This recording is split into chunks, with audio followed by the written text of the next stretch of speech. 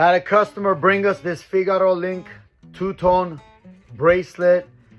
I guess it's a bracelet, maybe an anklet. But I'm gonna show you guys something real quick. Let me show you guys up close what I'm referring to. Here's the bracelet. Look at the clasp carefully. See where it says 14/20th? That simply means that it's plated. However, on the bracelet itself, you see the 14 karat stamp. Now, this clasp was replaced.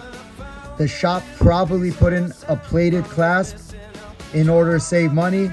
Customer never knew about it.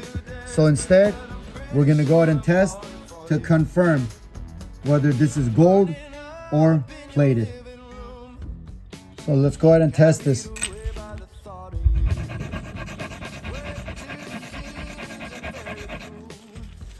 I'm gonna go ahead and leave this right here.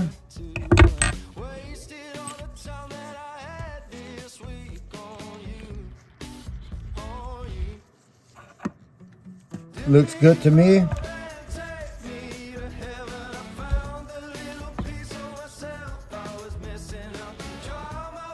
Absolutely no reaction.